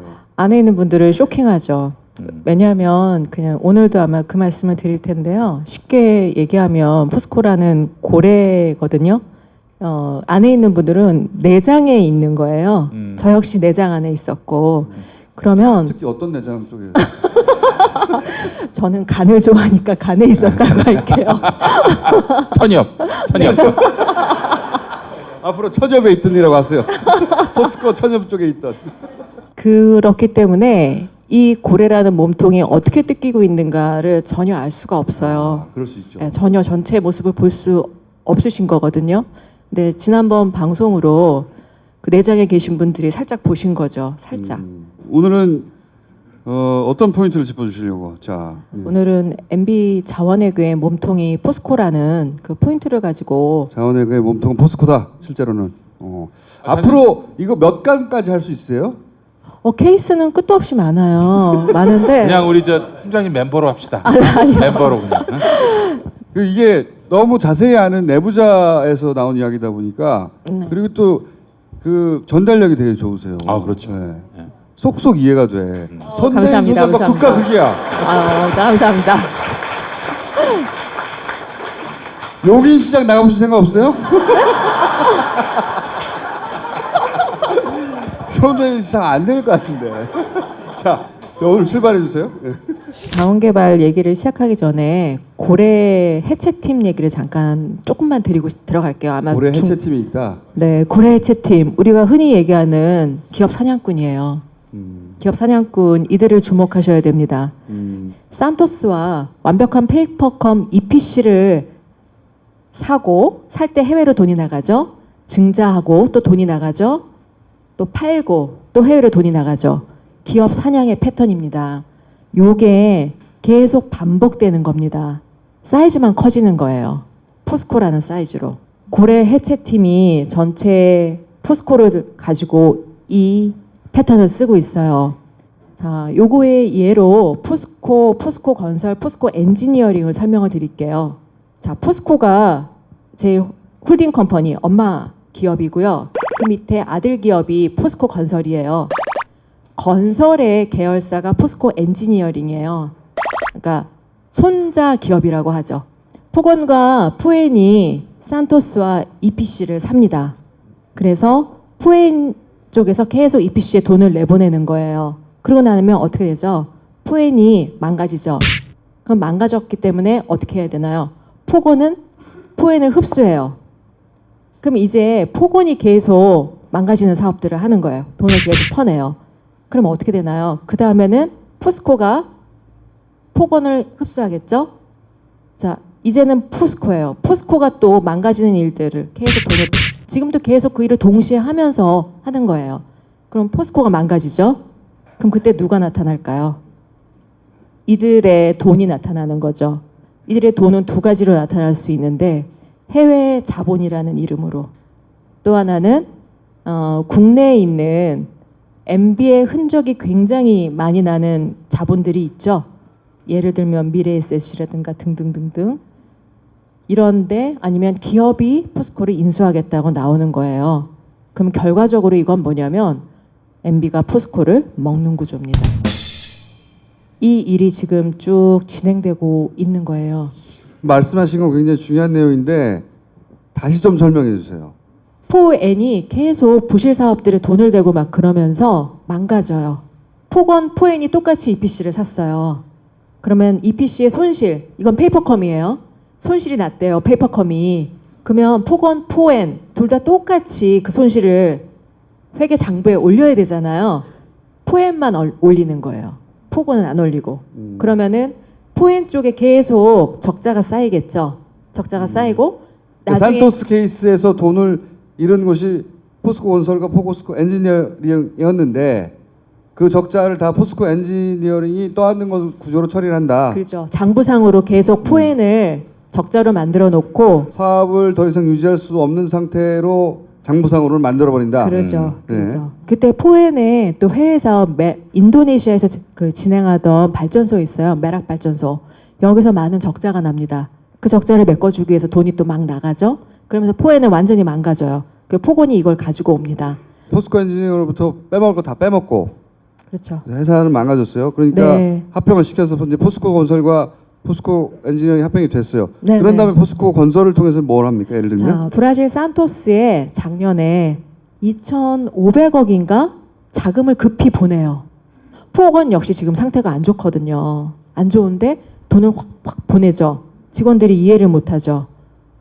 본체가 살아야 되는데 아니 왜 저기 브라질 저쪽에다 돈을 퍼주고 난리냐 이런 얘기를 하죠. 포스코는 네. 그러니까 네. 보시기에는 단계적으로 계열사들을 먹기 시작해서 뽑아먹고 본체까지 지금 뜯어먹고 있는 와중이다. 그 고래 해체팀이 정주영 말년에 포스코를 삼성에게 넘기려고 그랬었어요. 원래. 그래요? 네. 오. 근데 그때 참 창업자인 박태준 씨의 아들 박성빈 대표가 큰일을 하셨어요. 너희들 그 일 진행하면 내가 오픈할 거야 하고 나온 거예요. 그래서 계획을 수정하는 거죠. 한 텀 더 가자. 우리 사람 한 번 더 세워서 이번에는 역으로 빼먹자. 그 계획으로 가는 거예요. 그리고 또 하나 중요하게 짚어야 할 포인트가 다 기억하실 겁니다. 이상하게 이명박근혜 9년 동안 국내 SOC에 해외 자본들이 많이 들어왔어요. 아, 그렇지. 맥커리가 대표적이죠. 네, 그렇죠. 맥커리 대표적인데 맥커리는 이제 이상득 아들하고 연결돼 있고. 네. 그래서 제가 속해 있는 그 시민단체가 있어요. 거기 이사회 때 제가 공식적으로 보고를 드렸어요. 저는 그 이명박근혜 9년 동안 국내 SOC, 그러니까 우리 다리니, 뭐 기린이, 철도, 지하철 있죠. 여기에 투자한 해외 자본 랭킹 1부터 10까지 뽑아서 얘네들을 지분을 역추적하는 거예요. 복잡하게 돼 있을 겁니다. 분명히 제 팀과 함께 역추적해서 그 끝에 계실 그분을 꼭 찾아내겠다. 그걸 하고 싶다라고 말씀드렸거든요. 이번에 또 안원구 하나 더 나왔네. 자원개발 얘기를 바로 들어가도록 할게요. 자, 자원이 이게 개발을 해야 되냐 어째야 되냐 판단할 때 보는 뭔가의 기준이 있어야 되잖아요. 그걸 크게 여기 적어놓은 대로 테크니컬리와 커머셜리라고 합니다. 자원이 있다 없다가 중요한 게 아니고요. 양이 경제성이 있냐, 이거를 채굴할 기술이 있냐, 그리고 더 중요한 거 운송할 수 있냐. 운송비가 많이 들면 배보다 배꼽이 커져요. 제가 몽고 석탄 예를 들어 드릴게요. 우리나라 기업인들 자원하시는 분들이 몽고 가면 뻑 가신대요. 보고서 아니 이런 하이 퀄리티 석탄 하고 좋아하는 거죠. 중요한 건요. 몽고는 중국하고 러시아에 끼어 있어요. 싣고 나오려면 중국을 거치든가 러시아를 거쳐야 되는데 중국과 러시아는 절대로 길을 내주지 않습니다. 아, 비행기도 안 됩니까? 만약에 그렇죠. 아, 석탄을 경제성이 그렇죠. 그러니까 여기서 지금 교수님이 네. 너무 말씀 잘하셨는데요. 비행기뿐이 없는 거예요. 석탄을 싣고 올 수 있는 수단은 비행기. 석탄이 무슨 다이아몬드면 모르겠지만 그렇죠. 예. 여기에서 이 오류가 생기는 거거든요. 아주 심플합니다. 지난 이명박 시대에 광자공, 석유공, 가스공 그리고 가장 중요하게는 포스코가 했던 자원 투자는 이런 테크니컬리, 커머셜리하고는 전혀 상관없는 투자들이 이루어졌다라는 겁니다. 중요한 건 그렇게 질이 좋냐가 아니라 경제성 있느냐를 따져야 되는데 그런 걸 안 따지고 했다는 거죠. 포스코가 했던 해외 투자들이 전혀 안 따지고 했다 그런 걸. 네, 산자부 자원개발 TF가 제 기억에 작년 12월에 스타트했어요. 저는 이제 되게 기대를 했어요. 뭔가 제대로 정리를 하려니. 근데 최근에 확인을 했는데 네. 너무 황당한. 그러니까 그 TF가 18명인데 그 중에 14분이 이명박 시대에 이 자원 투자를 합시다라고 했던 분들이 들어가 계시는 거예요. 심판받을 사람들이 지금 심판을 하고 있다는 얘기군요. 네, 자원 외교에서 가장 주범이 누군가요? 산업부예요.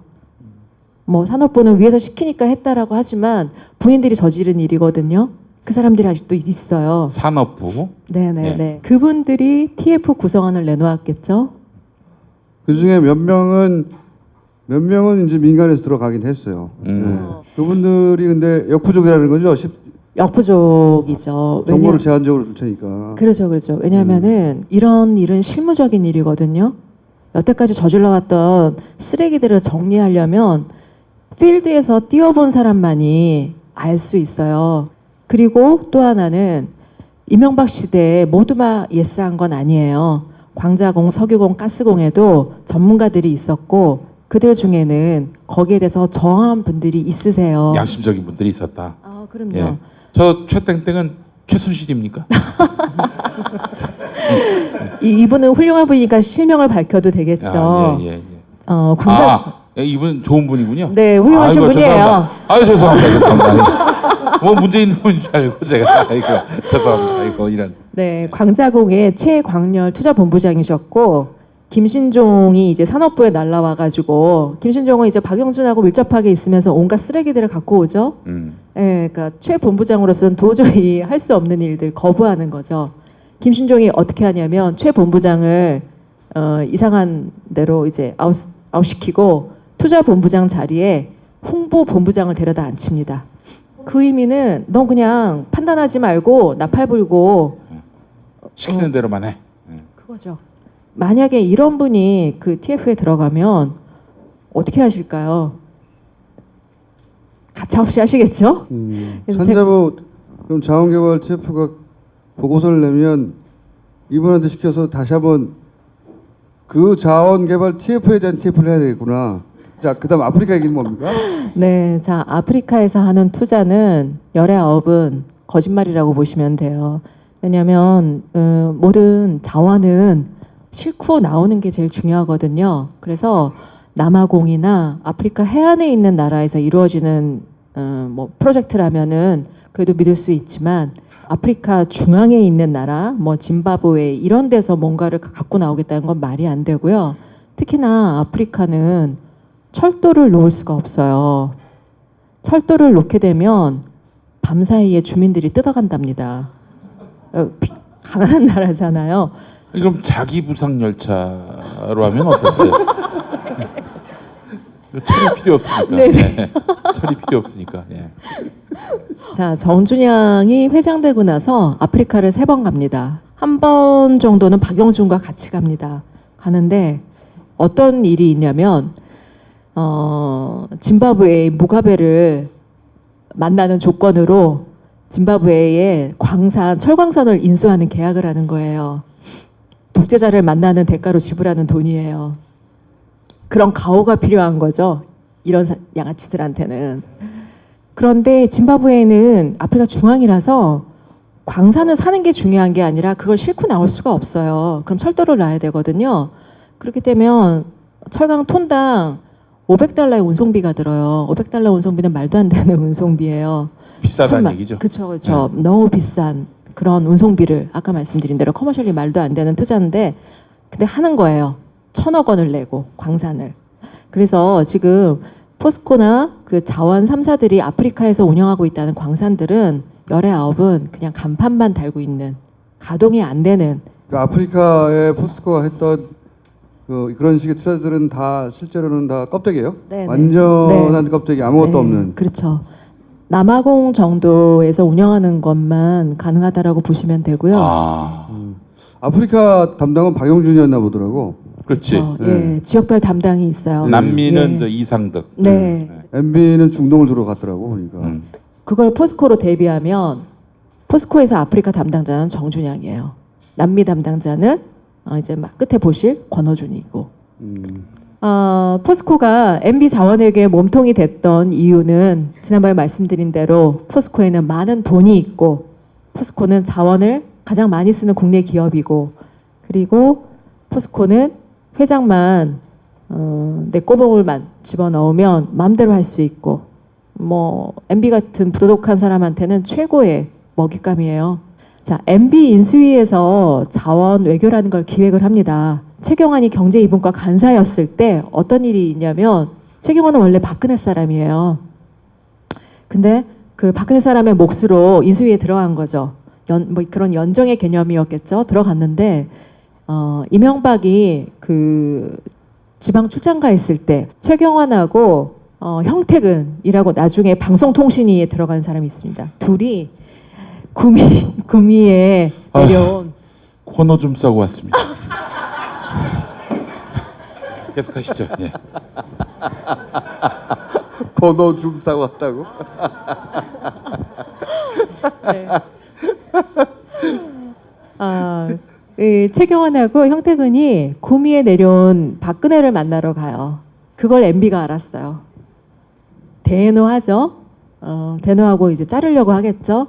그래서 최경환이 그걸 리커버하기 위해서 자원외교라는 보고를 합니다. 근데 이 자원외교 최경환이 보고한 거는 일본 사례 벤치마킹을 한 거예요. 일본은 뭘 하냐면 일본 정부, 공기업과 자원 사용하는 기업, 뭐 철강사, 그리고 상사, 미쯔비시, 이토추, 여기가 삼각편대를 짜서 자원을 캐러 가요. 이걸 이제 MB에게 보고하고, 그때 당선인 비서실장의 총괄팀장인 박영준을 통해서 보고해요. MB 완전히 신받다 한 거죠. 그래서 MB 정부에서 자원외교가 어떻게 실행되느냐. 최경환 산업부 장관 2009년 9월에 가면서 정준양도 바로 발표하죠. 대우인터를 인수하겠다라고 해요. 박영준 직영부 차관 2010년 8월에 갔을 때 정준양은 대우인터 인수를 완료해요. 그때부터 본격적으로 시작하는 거죠. SD 자원외교 특사로 가는 게 최경환이 장관 되기 바로 한 달 전쯤에 가요. 이 모든 일이 동시에 같이 순차적으로 일어납니다. 대우인터를 인수하는 게 왜 중요한 거죠, 이게? 대우인터가 갖고 있는 해외 네트워크가 중요하죠. 해외에서 쓰레기들을 모아올 수 있고 해외로 돈을 빼낼 수 있는 네트워크가 중요한 거죠. 그러니까 포스코에는 없었던, 대우가 가지고 있던 네트워크를 이용하기 위해서 대우인터를 인수한 거군요. 그렇죠. 그런데 포스코는 기본적으로 광산 전문가들이 좀 있어요. 왜냐하면 자원을 많이 쓰잖아요. 전문가들이 있어서 커팅을 했던 거예요.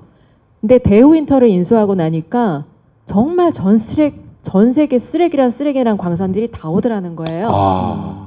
근데 이제 이거를 정준양은 하라고 푸싱을 하는 거죠. 그러면서 거기에서 중간에서 거강꾼 역할을 또 열심히 하는 게 대표적으로 광자공 김신종, 그리고 석유공, 뭐 가스공인데, 그러니까 자원공사하고 예를 들어 석유공사하고 포스코가 어떻게 협력을 한 거죠? 그걸 설명해 주세요, 좀. 광자공에서 김신종이 자원 아이템을 들고 오는 거죠. 쓰레기를. 광자공은 광물자원공사. 네네. 예. 광자공에서 쓰레기를 들고 와서 정준양에게 바로 주죠. 그러면 정준양 그거를 투자해라고 떨어뜨리죠. 이런 구조로 가는 거예요. 다른 사람들도 똑같이. 광물자원공사가 직접 투자 일부 하고 일부는 포스코가 시킨다 이런 거죠? 그렇죠. 아하. 네, 광자공도 표면적으로 뭐 돈이 많지 않잖아요. 광자공은 돈이 없으니까 표면적인 뭐 참여, 그리고 광물을 중개하는 중개상이라고, 쓰레기 광산을 중개하는 중개상이라고 쉽게 말씀드릴 수 있을 것 같아요. 그래서 정준영한테 넘기고 정준영이 떨어뜨리고. 그러면은 이때 대우인터는 그 소위 쓰레기를 주워오는 넝마주 역할을 하고. 네, 대우인터에서는 또 어떻게 하냐면 대우인터 각 곳에 있는 네트워크에서 또 쓰레기들을 주워와서 대우인터 사장에게 보고를 하죠. 그럼 사장이 정준영에게 던지는 거예요. 그러면 정준영이 다시 또 포스코 안에 떨어뜨리고 계열사에 떨어뜨리는 거죠.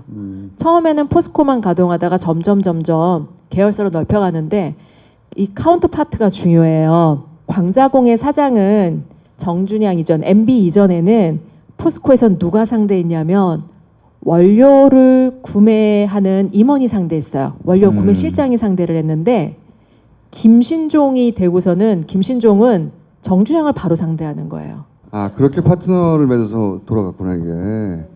대우인터가 그렇게 중요한 거구나. 네, 그러니까 얼마나 많은 부지기수의 투자들이 이루어졌는지. 그러니까 저희는 그런 얘기를 했어요. 1,000억대 정도 되면 아, 좀 일이 있나 보다라고 생각하고 몇백억 단위의 투자 뭐 그런 것들은 너무나 많았기 때문에 기억도 안 나요. 너무 많았고. 그래서 자원 외교만으로 포스코 최소 20조는 날라갔으리라고 추산을 해요. 자원외교의 몸통이 포스코라고 이제 보시는 거구나. 몸통이 되려면 돈이 있어야 되죠. 자, 이건 또 뭡니까? 아, 네네. 로이 힐은 포스코가 진행한 자원외교, 자원개발 케이스 중에 가장 황당한 케이스입니다. 묻지마 광산 투자예요. 한마디로 말씀드리면. 로이 힐이라고 호주에 있는 철광석이에요. 포스코라는 호구를 만나기 전까지 3년 동안 중국과 인도의 철강사들을 대상으로 로드쇼를 해요. 네, 모두 다 퇴짜를 받죠. 조건들이 너무 나빴어요.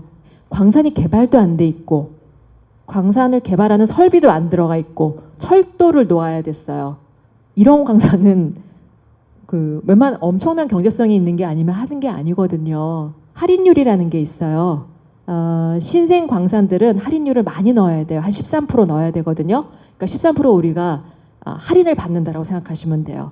신생 광산이기 때문에 위험도가 높잖아요. 근데 로이 힐에 대해서 8%만 주겠다고 하는 거예요. 이거는 그 광산 업계 관행상 있을 수 없는 일이에요. 근데 여기를 이제 정준영 씨가 이걸 들고 오죠. 그 철도는 다행히 삼성 엔지니어링이 왔어요. 포스코 입장에서 보면 다행이에요. 삼성 엔지가 이 철도 놓고 1조 손실을 내고 끝냈어요. 포스코가 총 투자한 돈은 1조 3천억 정도 돼요. 근데 그보다 더 중요한 건 뭐냐면요. 철광석은 이 퍼센티지가 있어요. 철광석이 100% 철광석이 아니고 60%, 65%, 40% 이렇거든요. 65% 이상이 돼야지 경제성이 있다라고 하는 건데 로이힐은 그 아래예요. 포스코가 매년 로이힐에서 1,000만 톤을 사와야 되거든요. 그러면 기존에 사던 양질의 철광석 1,000만 톤을 안 사고 대신 로이힐의 그 저품질을 사와야 되는 거예요. 그럼 여기서 일어나는 손실이 얼마냐? 이건 아마 포스코 내부에서 제대로 따지지 않았을 거예요. 아, 진짜 나쁜 놈들이네. 네, 진짜. 중요한 건 뭐냐면 광산 이것뿐만 아니라 휴미라는 게 또 하나 있어요. 호주에. 이건 액수가 작아요. 2천억 들어갔어요. 근데 휴은 아직 개발도 안 되고 못해요. 거기는 어떤 곳이냐면 니콜 키드만 있죠. 니콜 키드만의 별장이 있는 곳이에요. 그러니까 굉장히 경치가 아름다운 곳이라 그러더라고요. 그런 곳에 광산을 개발한다고 들어갔어요. 허가가 나겠나요? 허가가 안 나죠. 허가가 안 나면 빨리 접어야 되는데 접지 않고 계속 돈을 투입을 해요. 다른 광자공, 석영공도 다 마찬가지거든요. 잘못된 광산에 계속 돈을 넣으면서 덮고 있는 거죠. 그게 더 큰 잘못인 거죠. 자, 리튬은 MB 자원외교의 남미 아이템이에요. 리튬은 뭐냐면 리튬이라는 아이템으로 크고 작은 산토스가 계속 이어지는 그런 구조예요. 리튬이라는 아이템을 중심으로 해서 산토스 같은 케이스들이 계속 있다는 거죠? 계속 이어지는 거죠. 리튬이 그렇게 하기 좋은 점이 있어요? 리튬을 쓰는 건 저는 아무래도 그렇다고 봐요. 염호가 남미에 주로 있잖아요. 염호라는 게 리튬 광산을 말하는 거거든요. 소금물 호수예요. 남미는 사람들이 잘 모르잖아요. 이번에 PD수첩에서 권호준 씨가 계약을 체결한 염호가 얼마나 황당한 곳에 있는지 직접 눈으로 보시게 될 거예요. 그 다녀온 PD가 그 염호를 가다가 죽는 줄 알았다라고 얘기를 하더라고요. 사람이 갈 수 있는 곳이 아니에요.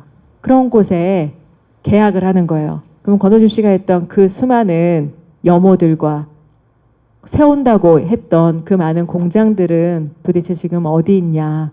그게 이제 제일 포인트가 되어요. 네. 그러니까 이런 거구나. 리튬이 하필이면 남미에 매장량이 많고, 그리고 남미는 사람이 아직 가보지 못한 곳도 많고, 가보지 못했다기보다는 한국에서 파파로웨이 하죠. 정말. 굉장히 가서 확인하기 어려운 곳이고, 그러니까 리튬이 남미에 많고 남미가 해먹기 좋고 직접 확인하기 어려우니까 그 리튬을 선정한 거구나. 리튬이 꼭 필요해서가 아니라 조건이 맞아떨어져서. 네, 그러니까 이 비리가 회장과 바로 밑에 있는 사람만 알 뿐이지 알 수가 없는 구조예요. 걔네들도 그 리튬 그 소금 호수에는 가본 적도 없겠네요. 그러면 사람이 못 들어가는 곳이라면 가볼 수가 없죠. 가보지도 않았는데 그 돈을 쏟아붓는 거야. 네네. 근데 이번에 피스톱이 확인해 보러 간 거야. 갔죠. 갔더니 죽을 뻔했대. 죽을 것 같다고. 이거는 사람이 갈 데가 아니다. 현지인이 운전을 해주잖아요. 현지인이 운전해 가면서 여기는 사람이 올 데가 아니다라고. 뭐 낭떠러지를 지나간다든지 뭐 그렇게. 그렇게 얘기되고요. 또 하나 정말 오지에다 갖다 놓고 사기를 쳤구나. 그러죠. 절대 확인 못하게. 그리고 또 하나 아주 재밌는 케이스가 염호 하나는 해발 4,000m에 있었어요. 퍼즈엘러스라고 히말라야 중턱에다가 공장을 짓고 돌리겠다는 거예요. 해발 5,000m. 4,000m. 4,000m. 백두산보다도 높은데. 네. 네. 사기인 거지 그냥 처음부터. 그렇다면은 이사회 의장을 지낸 안철수 씨가 이 저간의 맥락이나 배경이나 이런 것들을 몰랐을 리 없었을 것 같은데요. 몰랐을 리 없죠. 저는 몰랐다면 그 사람은 멍청이고 네. 최소한 눈치는 깠을 것이다. 그렇죠. 눈치는 뭔가 이상한 일이 벌어지고 있다는 건 이상하다는 정도는 알았어야 그렇죠. 하는 거죠. 포스코 이사회 의장이라면 최소한 말도 안 되는 기업 인수는 막았어야 된다는 거죠. 의장 시절에 그 안철수 전 대표에 대한 포스코 내부 직원들의 평가는 어때요? 절대 좋아할 수 없죠. 그때 그 인간이 그러지 않았으면 우리가 이렇게 망가졌겠나라는 생각들을 하죠. 포스코가 이렇게 뜯겨가는 과정 전체의 일부의 도장을 꽝꽝꽝 그 방망이를 두드리는 역할을 해준 거 아니에요? 그죠. 2010년이면 포스코가 가장 활발하게 투자하던 시기였어요. 그때 안철수 씨가 의장으로서 방망이를 다 두드려 주셨어요. 그분이 딱 반대한 안건이 3개가 있어요. 네, 이웃돕기 성금 내는 거 한번 반대했고, 포스텍에 기숙사 건립하는 거였나? 그걸 한번 반대했고, 제가 또 한 건이 기억이 안 나네요. 브루이우스는 MB입니다. MB를 도와야지 누구를 돕습니까? 실망입니다.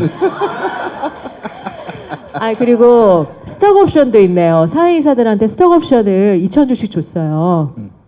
그때 안철수님께서는 넙죽 받으셨고 네. 박원순님께서는 사회이사가 스톡옵션 받는 거는 아니다라고 해서 제가 알기로는 거부하셨던 걸로 알고 있어요. 안철수 씨가 사회이사일 때. 네. 두 분 같이 사회이사일 때. 이번 서울시장 선거는 아무래도 포스코 선거가 될 것 같다는 생각이 드는데. 특히 재밌는 게 안철수 씨가 2007년에 대선에 나오잖아요. 네. 그때 그 새누리 의원들이 안철수 씨를 공격한 그 자료들이 있어요. 너무너무 정리를 잘 해놨어요. 신랄하게. 네. 그래요? 어떻게 보면 이제 같은 편이 되실 것 같은데 그걸 어떻게 그런 생각을 해요. MB의 죄를 캐면 저는 수구 부패가 다 같이 무너진다고 봐요. 돈으로 저들을 오픈해야 된다. 그러니까 뭐 그래야지 사면이니 뭐니 이런 그렇죠. 거지 같은 소리가 안 나온다는 거죠. 조 단위의 돈들이 쏟아져 나와야 돼요. 조 단위의 돈. 네, 그게 믿습니다. 저희가 계속해서 이 포스코 케이스를 얘기하는 것도 진짜 덩어리는 나오지도 않았고 예, 그 줄기를 조금씩 캐기 시작하는 것이고 그 중에 포스코가 굉장히 중요한 덩어리 중 하나여서 포스코 이야기를 하기 시작했고 앞으로 포스코 얘기는 앞으로도 계속 할 것이고 그때마다 나오실 겁니다. 박수 부탁드립니다.